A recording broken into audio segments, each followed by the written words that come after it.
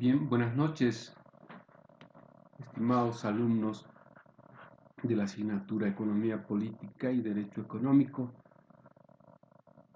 Al grupo 43, buenas noches, y al grupo 14, buenos días. Es que estoy grabando y cerca de medianoche tuve un lapsus.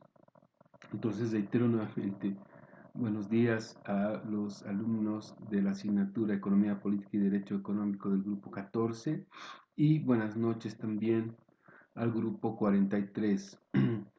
Hoy vamos a compartir ambos grupos la misma clase, pues se trata y además existe siempre una similitud en torno a los programas que estamos desarrollando, y obviamente en ambos grupos también se están produciendo estas exposiciones que hemos derivado a los alumnos, ¿no? En este caso vamos a iniciar esta novena clase para ambos grupos resumiendo los aportes al pensamiento económico de Protágoras y San Agustín. Estos dos autores han sido precisamente objeto en ambos grupos de la presentación y exposición de los y las alumnas que se han programado eventualmente. Lo que voy a hacer en este caso es resumir lo que considero más importante enfatizar y subrayar en relación a los aportes de estos dos personajes. A lo mejor todavía no conocidos por ustedes, pero en la historia del pensamiento económico ustedes van a ver la importancia de sus aportes. Son considerados, ¿no es cierto?, como autores que han también apoyado y contribuido, ¿no?, al desarrollo de la teoría económica y el pensamiento económico. Ustedes van a ver sin duda la importancia que tienen estos dos autores, ¿no?, en su época. Y fíjense, incluso en el caso de Protágoras, tiene mucho que ver su aporte y la relación sobre todo al derecho, ¿no?, a la carrera que ambos grupos están siguiendo.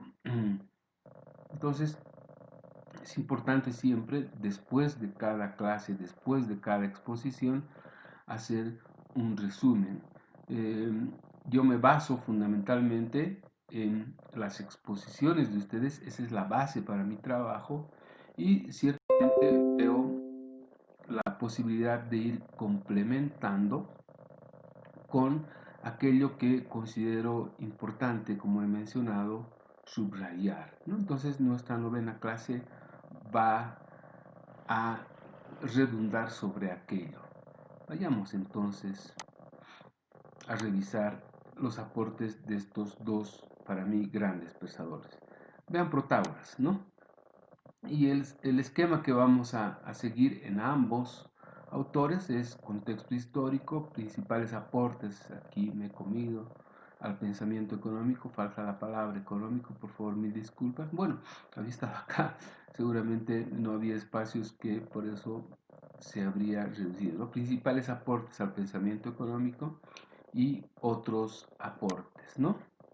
Empecemos entonces con Protágoras, con el contexto histórico. Protágoras es un personaje contemporáneo también a Platón y Aristóteles. Vean, él nace en el año 443 a.C., ¿no? Habíamos hablado de que 500 años antes de Cristo se produjo esto que para mí ha sido uno de los fenómenos más importantes en la historia de la humanidad, de la sociedad internacional, el iluminismo griego, ¿no? Un momento en que a través de estos grandes pensadores, ¿no es cierto?, se da la posibilidad, después de muchos años de oscuridad, se da la posibilidad de abrir paso a la inteligencia, al conocimiento y a la razón, ¿no? Por eso llamamos iluminismo griego, porque a partir de ese momento el hombre comienza a interpretar y además a también conocer los problemas de la sociedad, los problemas naturales, los problemas físicos también, a partir del uso del conocimiento y la razón, ¿no es cierto? Es decir, nace la ciencia también, inclusive a través de este método que comenzaron a utilizar ellos, que fue precisamente la observación, ¿no es cierto? De modo que todos los fenómenos, como he mencionado, problemas también, comienzan a ser explicados, ¿no? A ser analizados por la razón, ¿no es cierto? Hasta antes de este trascendental momento histórico, ¿no? Esos fenómenos y esos problemas tenían más bien una explicación divina, ¿no? Y en muchos casos también supersticiosa, ¿verdad? Alejada totalmente del conocimiento y la razón. Por eso incluso yo menciono que 500 años antes de Cristo, cuando se produce este momento trascendental, empieza la modernidad, ¿no? Esto puede resultar algo controversial, pero yo lo afirmo con muchísima convicción, pues considero que la modernidad está muy ligada a la razón, ¿no es cierto? Es decir, dejamos esa época tradicional donde todas las explicaciones tenían, ¿no es cierto?, un predominio de Dios, ¿no? Si llovía era porque Dios estaba contento y nos premiaba, ¿no? Si había sequía, lo contrario, la mayor parte de las personas, sin usar el conocimiento y la razón, más bien influenciados, ¿no es cierto?, por esa tradición de interpretar todo a partir de una visión providencial, decíamos que era castigo de Dios, ¿no es cierto? Entonces, este momento, el iluminismo griego, es trascendental en la historia de la humanidad. Por eso es que, vean, menciono iluminismo griego, inicios de la modernidad. Entonces, un poco volviendo al tema que nos interesa, Protágoras. Protágoras es contemporáneo, ¿no?, de Platón y Aristóteles, y comparte este momento histórico.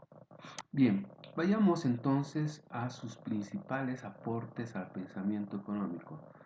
Vean, me imagino que la mayor parte de ustedes va a quedar sorprendido, ¿no? Vean, él es, si quieren, el precursor, para otros será el fundador de la institución de los derechos reales. ¿Qué es la institución de los derechos reales, no? Es toda esa organización, toda esa estructura que se ocupa de los registros de propiedad, ¿no? Para mí sería impensable una sociedad donde no esté presente esta institución, ¿no es cierto? Vean ustedes, por ejemplo, en Cochabamba, si alguna vez por curiosidad se aproximan y comienzan a observar el movimiento que hay en la Oficina de Derechos Reales de registros de propiedad, ¿no es cierto? Es intenso, ¿no? Incluso para ser atendidos creo que hay que madrugar o hay que incluso dormir allá, ¿no? Porque, vean, es tan importante cuando se producen, por ejemplo, ventas de inmuebles, de propiedades, de departamentos, ¿verdad? Es un movimiento intenso cuando se producen también estos fenómenos que se denominan herencias, ¿no? Cuando algunas personas pues reciben la herencia de sus padres en bienes y inmuebles, tienen que hacer todo el registro en esta institución. Vean lo importante que es. Y dicho sea de paso, muchos abogados se especializan, ¿no?, en estos procedimientos que tienen siempre su complejidad, pero he preguntado la otra vez, ¿dónde tiene origen esto, los derechos reales? Muy pocos me dieron la razón de que fue Protágoras, ¿no? Y casi 500 años antes de Cristo, él proclamaba la necesidad de que en la sociedad debería existir, ¿no? Imperativamente una institución que se ocupe de los registros de la propiedad, ¿no es cierto?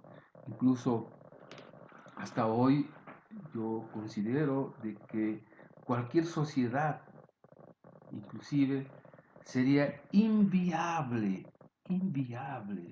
sin esta institución, sin el registro de los derechos de propiedad de los bienes inmuebles. Claro, en ese momento, pues la ciudad era Atenas, no tenía ese intenso movimiento que hoy tienen las ciudades, pero ya en ese momento Protágoras vio la necesidad, ¿no es cierto?, de contar con este registro. Entonces, vean ustedes lo trascendental de su aporte, en este caso, no solo al pensamiento económico, sino también al derecho, ¿verdad? Seguramente todos ustedes están un poco quizás sorprendidos porque es un personaje para muchos desconocido, ignorado, pero vean ustedes este tremendo aporte, ¿verdad? Bien, pasemos entonces al otro punto, a otros aportes de Protágoras. Y esto también, este otro aporte, tiene mucho que ver con la profesión de los abogados. Vean, honorarios. Vamos a ver cómo se instituye este reconocimiento, ¿no? Los abogados hoy por sus servicios no reciben emolumentos que están a partir de un contrato, un convenio, ¿no? Los abogados reciben el reconocimiento, ¿no es cierto? Claro, monetario por sus servicios que ofrecen a través de este denominativo, honorarios, ¿verdad? ¿Y de dónde proviene esta palabra? Esta palabra proviene de honor, porque en el tiempo de Protágoras eran los sabios, ¿no? Los que eventualmente guiaban, enseñaban, orientaban, reflexionaban, ¿no?, a ciertos grupos en la sociedad, y quizás los anteriores a Protágoras lo hacían por convicción y de repente con un afán de servicio. Pero Protágoras dice que el sabio, ¿no?, debe ser siempre reconocido, y él no puede, el sabio, dejar sus enseñanzas de manera gratuita, ¿no? Tiene todo el derecho, el sabio, ¿no?, legítimo, de que reconozcan ese su extraordinario aporte a la sociedad, pero en este caso a través de honorarios, porque resulta siendo que los servicios que reciben estos grupos, que requieren de orientaciones, de reflexiones también, de asesoramiento, ¿verdad? Para estos grupos es un honor recibir estos servicios del sabio, de esa persona que se ha preparado, que ha estudiado, que está constantemente, ¿no es cierto?, en la reflexión, en este ejercicio importante para la humanidad, en el estudio, en la clasificación, en la sistematización también, ¿no? Luego, fíjense, en un principio eran los sabios los que recibían honorarios, luego serán los abogados, porque también, si ustedes analizan con cierto detalle. Hay un apelativo muy interesante hacia los abogados, ¿no? Les dicen letrados, ¿no es cierto? Y fíjense, ese término de letrado está cerca de la sabiduría que clasificaba Protágoras, ¿no es cierto? Entonces, los abogados también luego comienzan a recibir por sus servicios, a tener ese reconocimiento por sus servicios a través de honorarios, ¿no es cierto? En un principio, como proclamaba Protágoras, esto era el reconocimiento al servicio de los sabios. Luego, más adelante, será el reconocimiento al servicio de los letrados, es decir, de los abogados. Vean qué grande ha sido Protágoras. Espero que todos ustedes nunca lo olviden. Por dos cosas, ¿no?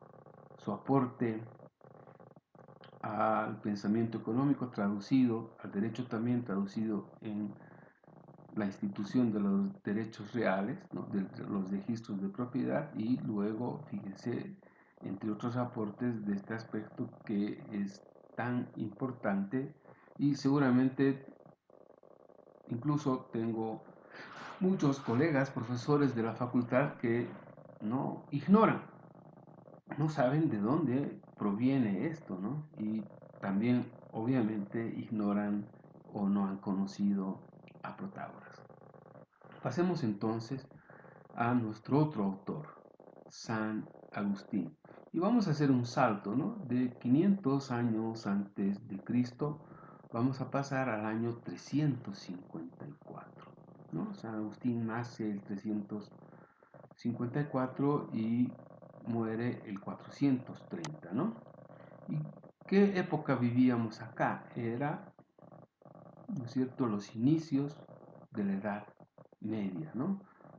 Casi, digamos, el fin del Imperio Romano y los inicios de la Edad Media, ¿no? Entonces la Edad Media se caracteriza por este sistema feudal, ¿no? Donde el poder, la riqueza estaba, digamos, sentada en la posesión de la tierra y en la actividad agrícola, ¿no es cierto? Entonces, el poder político también estaba sustentado en la posesión, ¿no es cierto?, de esto que era tan importante en la Edad Media, que era la tierra, ¿no? Los que más tenían poder, obviamente, tenían mayor cantidad de propiedad en términos de extensión de tierras, ¿no? Y el sistema feudal se caracteriza también, esto estudio de manera detallada en ciencia política, por la presencia de un poder dual y al mismo tiempo absoluto, ¿no?, entre iglesia y Estado. Vean, la iglesia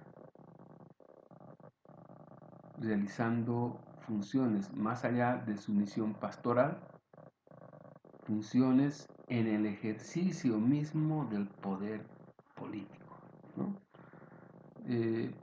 Acá tengo, debo reconocer, ha habido un lapsus, es poder dual entre iglesia y monarquía, ¿ya? Repito otra vez, he cometido un desfase, un terrible error, ¿no? Pero estoy a tiempo de conseguir con ustedes. Esto lo hice al preparar la clase, a lo mejor no tuve el cuidado de revisar, pero el poder dual es entre iglesia y monarquía, como decían otros, ¿no?, entre la cruz y la espada. Entre ambos ejercían ciertamente un poder absoluto, ¿no? Yo diría, todo el periodo feudal ha sido el periodo más oscuro, más detestable que ha tenido la humanidad, ¿no? Pero este es el contexto histórico, ¿no?, que rodea la producción de este enorme pensador, San Agustín. Vamos entonces con esta contextualización a los aportes de San Agustín al pensamiento económico, ¿no? Vean, él es el primero en desarrollar una teoría del valor de las cosas, ¿no? ¿Cuánto vale, por decirles, un bien? En este caso, en el tiempo de ellos, ¿no? ¿Cuánto vale un escudo? ¿Cuánto vale una espada? ¿Cómo vamos a calcular su valor? Por el trabajo empleado en términos de tiempo, por el esfuerzo, ¿no? ¿Qué valor tiene un determinado bien? ¿Qué valor tiene un determinado producto? Y fíjense, él otorgaba el valor de las cosas en función de su utilidad. ¿No es cierto?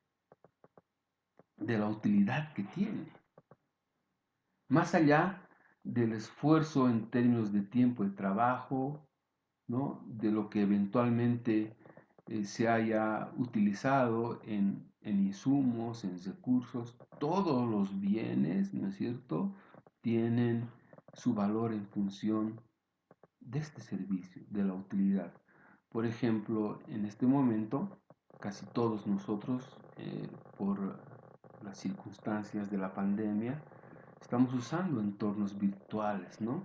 Entonces, en ese sentido, por ejemplo, mi equipo con el que estoy trabajando y grabando esta clase tiene una utilidad enorme, ¿no es cierto? Y su valor, pues para mí es incalculable, porque yo tengo en mi equipo una enorme cantidad de información, de archivos, etcétera. Incluso no tendría precio, ¿no? Pero vean el aporte de San Agustín, ¿no? El valor de las cosas, de los bienes, de los productos en función de la utilidad. Seguramente ustedes pensaron, ¿no?, que San Agustín era simplemente un santo de vida un poco alegre, si quieren, y después convertido, ¿no? Esa es la historia de San Agustín. En un principio no fue santo, más bien todo lo contrario, pero tiene una conversión radical y luego es proclamado como santo, ¿no? Tenía una vida disipada, incluso tuvo hijos, tuvo herederos, no, un solo hijo, pero vean, fue proclamado como santo. Entonces, vean, eh, un pensador considerado como religioso, si quieren, ¿no?, muy ligado a la iglesia, pero observen su aporte al pensamiento económico. Luego, él también, hablando en esta misma vena, en este mismo horizonte del valor de los bienes, de los productos, él clasifica a los bienes, ¿no?, en dos grupos. Vuelve a usar esto que es importante, la utilidad, y clasifica también a los bienes por la utilidad o por el placer, ¿no es cierto? En la economía, entre nosotros, entre las personas, en la sociedad, hay bienes que ciertamente no nos proporcionan, o mejor dicho, nos proporcionan una enorme utilidad, pero hay otros bienes que más allá de la utilidad también nos otorgan placer, ¿no? Si en este momento eh, de clases, ¿no es cierto?, en el grupo 14 estamos en la mañana y en el grupo 43 en la noche. A ver, mi desafío al grupo 43 en la noche, por decirles, tienen hambre, ¿no? ¿Y qué es lo que van a comprar? Algo útil para saciar esa hambre, ¿no es cierto? Podría ser, qué sé yo, pues una sopa, o podría ser pan con plátano, ¿no es cierto? Pero de pronto, si bien esos alimentos van a tener esa utilidad que nuestro cuerpo requiere en ese momento, sin embargo, ustedes van a buscar placer, ¿no es cierto? A lo mejor dirán, no, no estoy con deseos de servirme aquello, y de repente pues querrán, no sé, un pollo a la brasa, hamburguesas, qué sé yo, pizzas también, o quizás otro plato, pero ahí está jugando un papel enorme el placer, ¿no? Entonces vean cómo San Agustín clasifica a los bienes en función de la utilidad y del placer. También tiene otra contribución que me parece esencial destacar, ¿no? Él proclamaba ya en esta época salario justo, ¿no? Obviamente su inclinación religiosa, su visión de un mundo sin desigualdades, más justo, evidentemente, pues estaba en contra de la explotación, ¿no es cierto? En ese momento del campesino, ¿no? Del artesano fundamentalmente, ¿no? Y de quienes se ocupaban de los servicios, ¿no? No puedo decir salario justo para los trabajadores porque así en términos eh, rígidos, el salario de los trabajadores será usado luego de la primera revolución industrial, ¿no? Cuando surgen de verdad los trabajadores, los obreros, ¿no? Entonces estamos hablando de salario justo en ese momento para los artesanos, fundamentalmente, ¿no? Para los que realizaban trabajos de servicio, ¿no? Para determinados, yo diría, eh, personas que poseían tierra, que poseían ciertas condiciones también de producción, ¿no? Y obviamente requerían del auxilio de estas personas, ¿no? Entre comillas, de estos trabajadores. Entonces, San Agustín fue el primero en proclamar, vean, salario justo. De modo que entre los aportes más importantes al pensamiento económico de San Agustín nos quedamos con estas tres cosas, ¿no? Teoría del valor en función de la utilidad, la clasificación de los bienes en dos grupos por su utilidad y por el placer y salario justo, ¿verdad? Esto me interesa a mí resaltar en esta parte, en la historia del pensamiento económico. Veamos entonces, un poco ya para terminar, otros aportes. Y en otros aportes he considerado compartir con ustedes esto que a mí me parece esencial, no solo en la existencia de cada uno de nosotros, sino en la existencia de la misma sociedad, ¿no? San Agustín fue el primero, dicho sea de paso, en estudiar el alma humana, ¿no?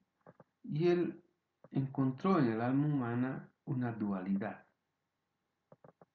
¿no? Una dualidad que podría clasificarse al humano más o menos así, ¿no? Hombre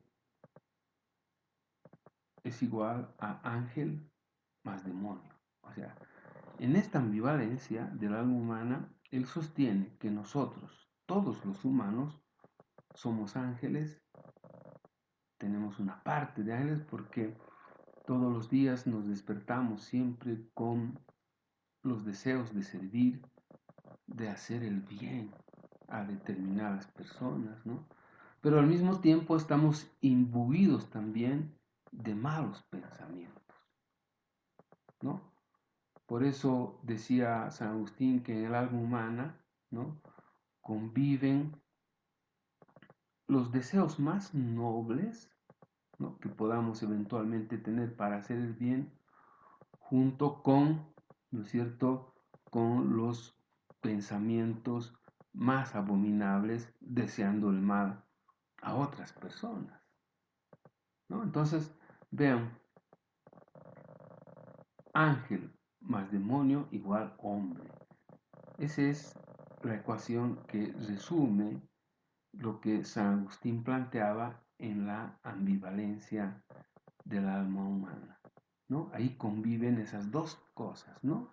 Nuestros propósitos más nobles con los deseos más malvados y macabros, ¿no? O sea, yo no creo que exista una persona que sea 100% ángel, ¿no es cierto? Es más, en esa ecuación de ángel más demonio igual hombre, yo creo que en los hombres hay 80% de maldad y de demonio y solo 20% de ángel o, o el bien.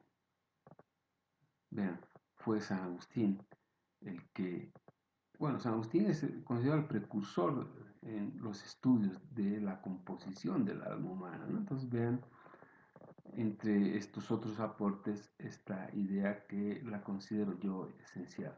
Veamos en San Agustín, para terminar, sus principales obras, ¿no? En Protágoras no hemos visto esta parte porque Protágoras no dejó, desafortunadamente, ningún texto. En cambio, vean, San Agustín tiene varias, pero yo quiero destacar con ustedes dos: La ciudad de Dios y Confesiones. Es más, incluso había mencionado, les había sugerido a todos ustedes que organicemos una biblioteca digital. Ya tienen los dos primeros libros, les hago recuerdo ahora, tienen el libro de la República de Platón, tienen el libro de la política de Aristóteles, ¿no? Y ahora me gustaría que también incrementen a esa su biblioteca digital estos dos textos, ¿no? La ciudad de Dios, que es un texto extraordinario que nos habla sobre el papel de la iglesia en la tierra, ¿no? El papel también, si quieren, espiritual, ¿no? Que juega Dios en la formación y en el comportamiento de cada uno de nosotros, ¿no? Eh, San Agustín decía en esta su obra que el papel de la iglesia debía circunscribirse, no como hemos visto, ¿no? El papel de la iglesia en la Edad Media, en el ejercicio del poder político, en la administración de justicia incluso, ¿no? Él decía el papel de la iglesia debe ser esencialmente salvar almitas, ¿no? Pero en la tierra, en lo terrenal, ¿no es cierto? Jamás deberíamos dejar a la iglesia inmiscuirse en estos asuntos mundanos, ¿no? La iglesia debe tener una misión más de carácter pastoral, ¿no es cierto? Y este su otro texto también es fundamental y yo creo que incluso les ayuda a todos ustedes a superarse como personas, ¿no? En Confesiones, San Agustín nos habla de esa vida disipada que les he mencionado, que tenía un principio y él estaba siempre en esa lucha constante, ¿no? Entre sus tentaciones malas, ¿no? Y el bien, ¿verdad? Si queremos ser mejores personas, me gustaría, incluso este es un libro que se la puede leer en familia, ¿no? Bájense entonces estos dos textitos. Es simplemente poner en el Google San Agustín, Ciudad de Dios, PDF y van a tener un sinnúmero de enlaces y de links para bajarse el libro gratuitamente. Del mismo modo, Confesiones. Entonces, ya tenemos ahora tres textos en la biblioteca digital de cada uno de ustedes. Les dije que al final voy a incluso a pedirles que me muestren esa biblioteca digital. Lo pueden tener incluso en el teléfono, ¿no?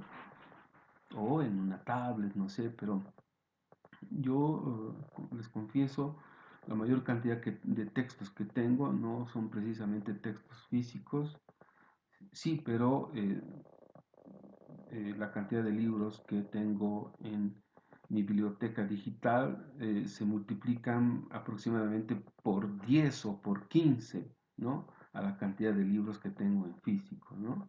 Entonces, es realmente importante hoy para todos ustedes, ¿no es cierto?, contar con una biblioteca digital. Yo estoy contribuyendo de manera muy modesta con estos tres textos, perdón, son cuatro: uno de Platón, otro de Aristóteles y en este caso dos de San Agustín, ¿no? Bien, Espero que haya sido de su agrado esta clase. Voy a hacer siempre un resumen de estos autores, ¿no?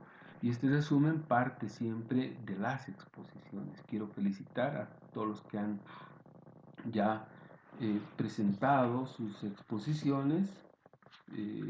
Quiero también hacerles conocer mi enorme satisfacción y entusiasmo con el grupo de ustedes, y veo que hay bastante voluntad, predisposición, de hambre también digo, ¿no? De superarse intelectualmente y también obviamente de ser entre los profesionales los mejores, ¿no es cierto?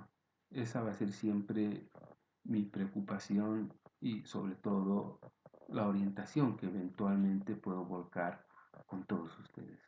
Muchas gracias. Hasta la próxima clase.